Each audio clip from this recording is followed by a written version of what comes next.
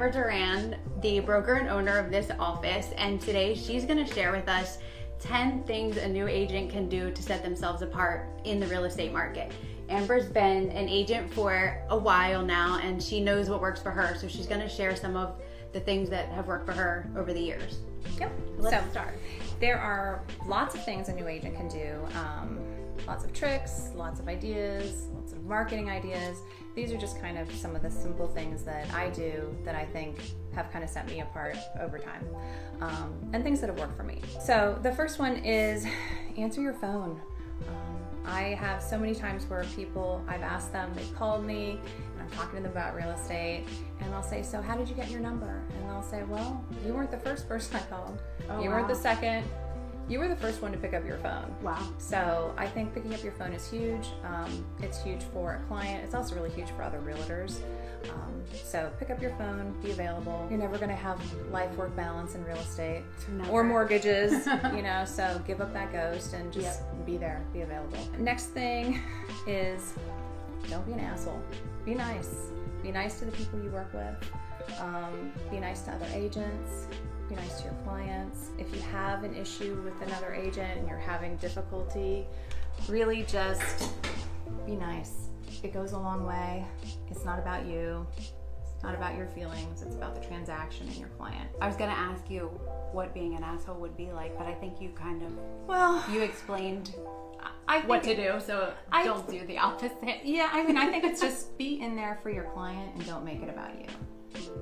It's not really about your feelings or if the agent talked to you nicely or not. It's about the transaction and getting your client from point A to point B. And I think if you always think about that and you don't get yourself too heated about anything, it just goes a lot better. Don't tell the other agent that you're new. If you're a new agent, you don't need to tell anybody you're new. If you have good support, everybody will assume that you have experience. If an agent tells me they're new, then I automatically know that I have the upper hand. And even if I don't want to be that person, I still know I have the upper hand. It's still in your head, yeah. Go in with confidence, get a lot of support, and no one will know you're new. And it's okay to be new. Dress professionally. Fake it till you make it. Yep. Dress like you know what you're doing. It'll give you confidence, and people will assume that you know what you're doing. So what I like to say is don't look homeless. Be ready. Yeah, be ready to meet people is what we were talking about before. Many times people will call you, and say, can I look at this house I just drove by? And you're available. And if you're in your pajamas, you're not really ready to take care of that person. I come into the office every day. I always dress like I have appointments, and a lot of times I end up having appointments. And I'm glad that I didn't look homeless that day. I'm sure my clients appreciate it too. Okay, so this is really important, and this is something I tell new agents all the time. I think this is probably one of the most important things. Don't look at the money. Don't worry about the money. Don't look at it. Don't count it. Don't even figure it out. It's not about the money. It's about the transaction. Focus on the transaction, getting from point A to point B. As soon as you're chasing after the money, you're looking for it, you're grabbing for it, it's gone. So I usually tell new agents, you have to be in a situation in the beginning where you really don't have to make money. You have to have a good situation to start. But that I think is huge. The more you don't look at it, the more it will come to you. Mm-hmm. It kind of takes the pressure off it's the focus. It's about the focus. Yeah. And the energy of the focus. Shut up once in a while. Some ladies in my office right now. If you're talking, you're not learning. And when you're a new agent, you need to learn. You need to hang out with other agents, go on showings with them, listen. If you're talking, you're not learning. And there's so much stuff that I love to share, but if they're, then I can't tell them what I want to tell them. So I'm always telling them to be quiet and listen. And I think that's a big misconception in what we would call sales, is that you need to be talking all the time, and really sales is about listening. It's about listening, understanding your client. If you're always speaking, you're not opening up those moments for intimacy. And that intimacy in a relationship is what helps you to understand what they need. Mm-hmm. Treat everyone like your family. I treat everybody like I'm related to them. I really care about my clients. I get to know them. I treat them like I'm going to see them at Christmas every year and Thanksgiving. And I hope that I see them, you know, during different parties and different events. There's something about having that intimacy with people that really changes things. It's a big purchase. It's a house, it's an investment, it's where you're going to make memories. You need to take care of your people and make sure what they're getting is great for them. Yep. And that they know all the different pieces of how it could be positive and how it can be negative. And I always tell people, I'll tell you everything that I can think of that's negative and positive, and you make the decision.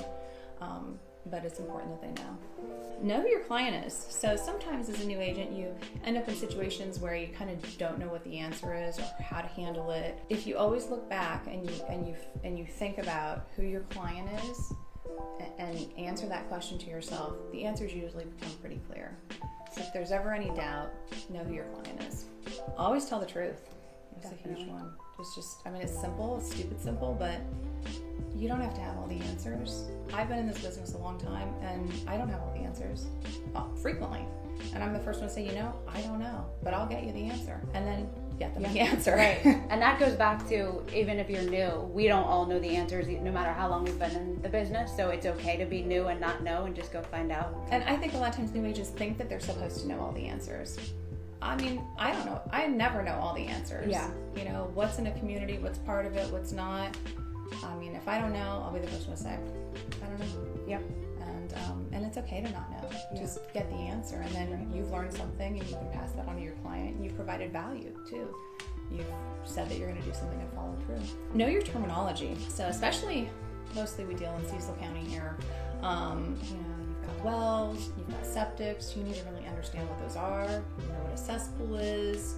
What's the difference between a modular and a manufactured. There are seasoned agents that don't understand those. Yeah. And you really need to understand those to value properties and to represent your clients. And to know what financing is going to be okay. Yeah, absolutely. Yeah. I can't tell you how many houses I've gone to, and it's a mobile home on a permanent foundation that they've called a modular. Yep. And that's a really, really different home. And you don't want your buyer to buy a mobile home and think it's something else and find out later. Right. Because you're the expert. You're supposed to have all the answers. So you really need to understand all that and get to know it. And septics are a big deal in Cecil County. You need to understand what they are, how they work, what a cesspool is, how the health department works. Know what a bank owned is. What a foreclosure is. What's a pre-foreclosure? How many times do people call you, I want to buy a pre-foreclosure? You need to understand that as an agent. Right. And if you don't know, then call me. I'll explain it. Those are 10 great things you can do to set yourself apart as an agent. We hope this helped, and we'll see you next time.